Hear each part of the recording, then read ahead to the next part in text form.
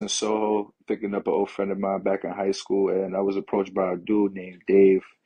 He had an agency called Red Modeling, and he kind of took interest in me, and he was the first one to really get me started on that.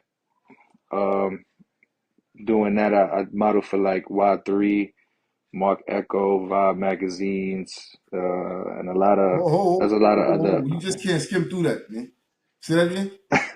You know, you just hold on, man. Hold on.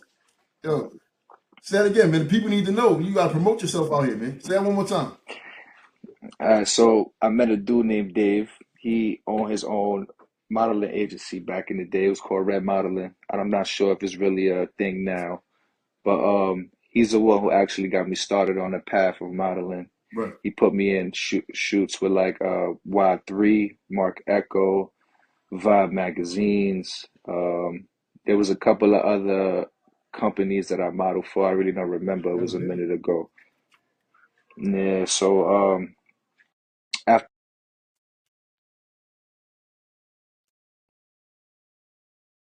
Hold on. You went mute for a minute, man. You went mute. my pops. I hear you, man.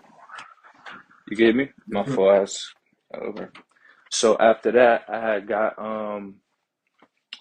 I got introduced to another company called HBA, Hub by Air. I don't know if they're really a big company now, but they definitely was in like the early 2000s. Okay. Um, I did some modeling for them. I was actually their first model to model some of their products and clothing. That was also a stepping stone for me as well. And then other than that, I just started to just go independently and just started to take my own pictures here and there. That's what's up, man. With that being said, this is how I know. This is how I know my guys are. See, look, you got some people that's just because you born in the '70s, don't mean you was a part of the '70s. Just because you was born in the '80s, don't mean you was a part of the '80s. You're part of the 80s. Just That's a because you fact. was born in the '90s, don't mean you was a part of Hmm. the '90s. That don't mean you was going outside, going to these parties, getting dubs. That don't mean you was really Then outside in these parks and these on different blocks going to these block parties. Or know what I'm saying? That don't mean you. Yo, listen. With that being said, man, because if you know, you know. mhm, What made you come right. up with the idea to have Bronx Nick in the Bronx, nigga? To be honest, That first off, I've always think. hold on, time out. That's big because yo, you just scamming through all this shit like it's regular.